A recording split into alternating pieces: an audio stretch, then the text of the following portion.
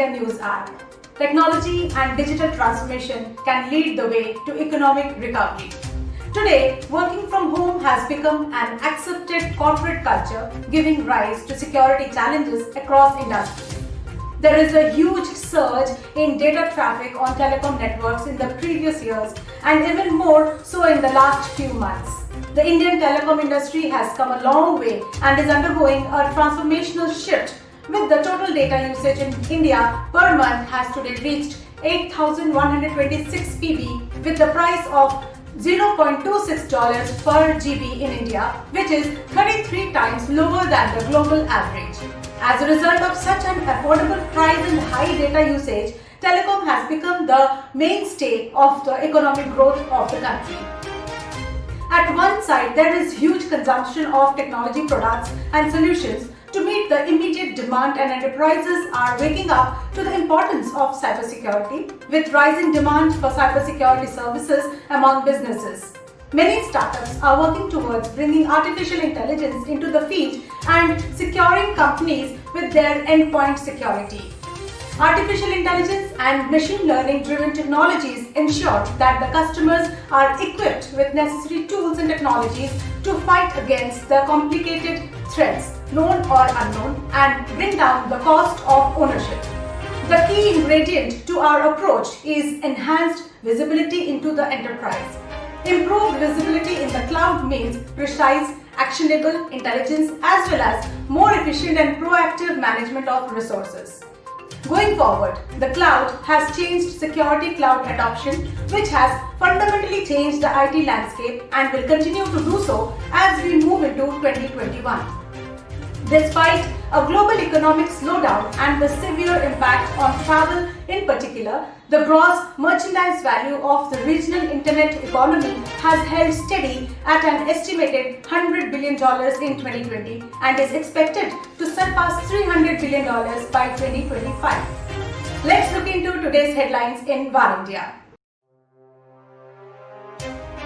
Google's dominance to be reviewed by CCI.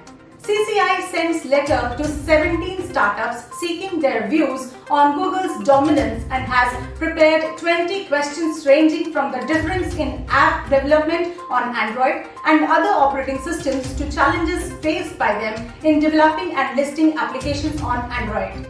It also asked companies about what they think about apps' removal policy of Android.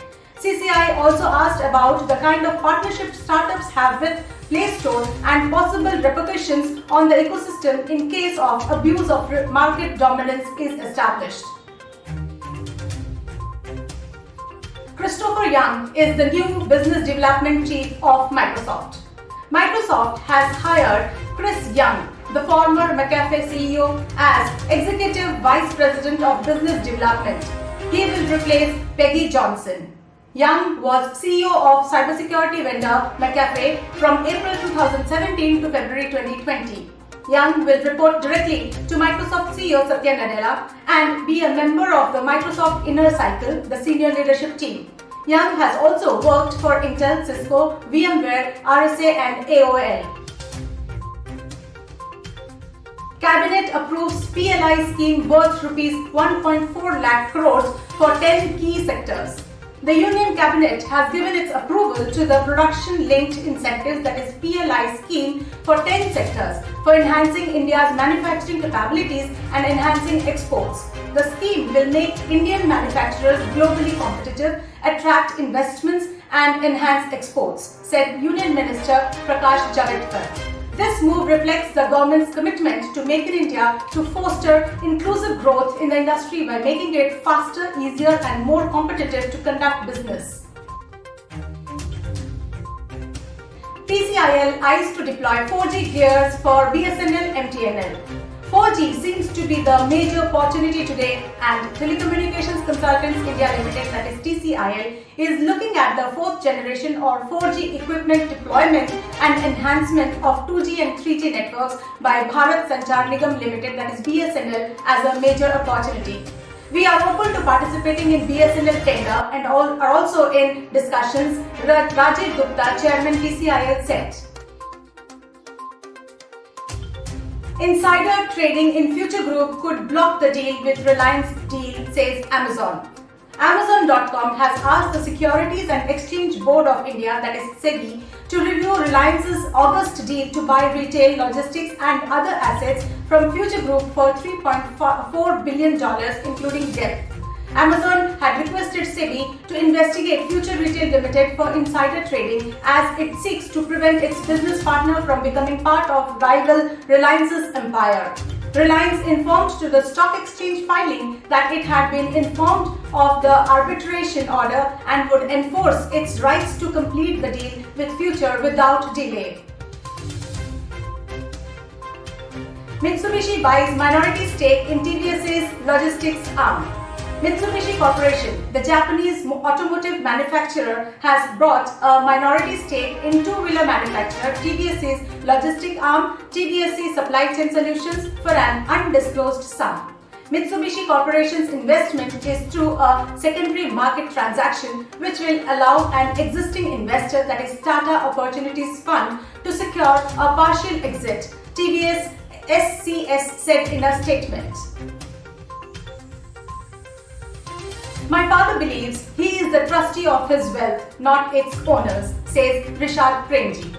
Azim Premji donated Rs 7,904 crores in the fiscal year 20 and an average of 22 crores a day, and all these donations were towards education sector. Recently, Azim Premji topped Edelweiss Hurun India Philanthropy List 2020. His son and Wipro chairman Rishad Premji tweeted, "My father has always believed that he was a trustee of his wealth and never its owner." Syama to merge with SGS Techniques to form 1,200 crore unit. Gurgaon-based electronics design firms Syama Technology and SGS Techniques have announced a cash and stock merger to create Syama SGS. The merged entity will have 4,500 employees and a combined turnover of Rs 1,200 crores. At present, the management teams are working out of Chennai, where Syama is headquartered, and Gurugram, and the overall integration will take up to 9 months, Tendon said.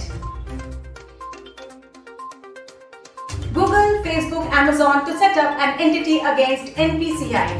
The notification made by the National Payments Corporation of India, that is NPCI, from January 2021 onwards, there would be a 30% cap on the total volume of UPI transactions through third-party app providers. The tech giants such as Google, Facebook and Amazon are reportedly tying up with Reliance Jio and others to set up a rival against NPCI.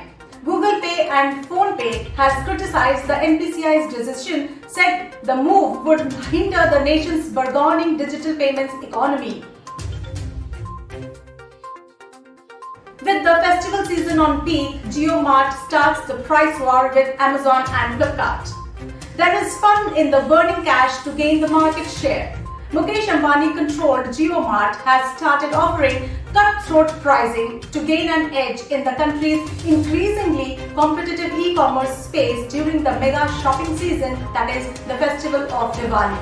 This would be a straight competition among Amazon and Flipkart. It is offering a discount of 50% on popular sugar confections and other holiday staples like spice mixes for India's rice delicacy biryani and the flagship Samsung smartphones with 40% rebates. COVID update. India now stands at 86,79,915 with coronavirus diseases, whereas the death toll from the disease stands at 1,28,166.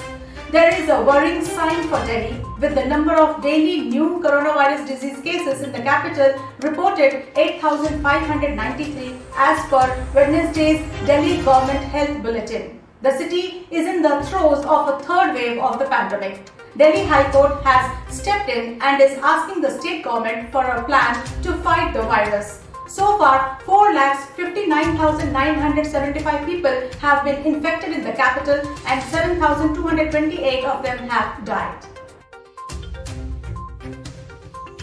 Summing up, A report says Southeast Asians navigating the coronavirus pandemic are using the internet in more ways and on a large scale than ever before. Since the beginning of the year, 40 million people in Southeast Asia have connected to the internet for the first time, that is as compared to 10 million in 2019 and 100 million between 2015 and 2019. With technology providing vital access to online shopping, food, healthcare, education, finance and entertainment, more than 1 in every 3 digital service consumers started using a new type of online service due to COVID-19. And of those new digital consumers, 9 out of 10 plan to keep using at least one digital service beyond the pandemic. Threats have increased exponentially and many had job loss during these days, which has also spiked to the next level for them to survive. And what is the threat landscape at present? What we see is that there are nation-state actors who are involved in espionage operations and also financially motivated crime and frauds. There is targeted ransomware, which is available as a service, destructive malware, remote login, credential stealing, memory, executable ports, attacks which are increasing. Also on the increase is the distributed denial of services attacks frequency. With the entry of IoT, the attacks have also increased. Also, there is an observation on traffic, that is the internet traffic being hijacked. On the crime side, the ecosystem is demonstrating extreme flexibility in terms of the tactics, techniques, procedures they use and are able to change their course mind campaign to achieve their objectives. With this, let's wind up for the day, but do not forget to like, share, comment and subscribe to One India News Magazine. Please download the One India app from Google Play Store for the latest news and updates. Stay tuned. Thank you.